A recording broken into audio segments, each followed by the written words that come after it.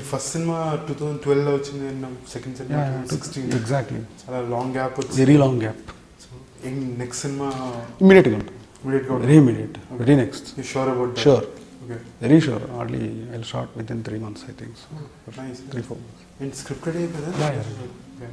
So what genre is it going to be? It's basically మంచి love story laced with the entertainment and action, but in completely different genre.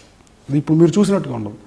ఇప్పుడు దీంట్లో ఒక genre కదా, ఇంకో genre, ఇంకొకటి వస్తుంది ఆ స్టోరీలో, ఇంకొకటి వచ్చి మిక్స్ అవుద్ది, which turns in to next level. That is అంటే అది as I said, I want shift the gear from here. ఇప్పుడు వేరేలాగా చేద్దాం అనుకుంటున్నాను. అదే లవ్ స్టోరీని ఇంకా వేరేలాగా చెప్దాం అనుకుంటున్నాను. సెంట్రల్ ఐడియా చెప్పాను కదా, ప్రతి ఇంట్లో ప్రేమ ఉందండి, ప్రతి థియేటర్లో ప్రేమ ఉంది, ప్రతి మనిషిలోనూ ఉంది లవ్ అనేది. So you cannot ignore it. The love story ఒక జోనర్ కరెక్టే, బట్ దాంతోపాటు ఏ సినిమాలో లేదు లవ్ స్టోరీ. ఏ జోనర్ ఫిల్మ్ అయినా సరే లవ్ స్టోరీ ఈజ్ దేర్, అంతే కదా. సో బట్ దానికి యాడ్ ఆన్ ఒకటి వచ్చి కలుస్తుంది అంతే, ఏ సినిమా తీసుకున్నా, అంతే కదా.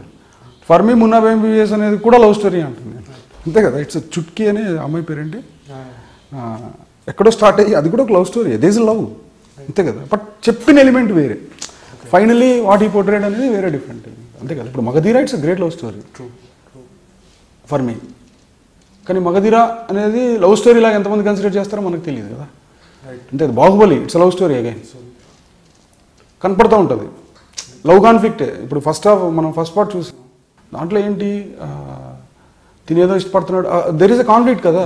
So based on that it was builted, there is a love story again.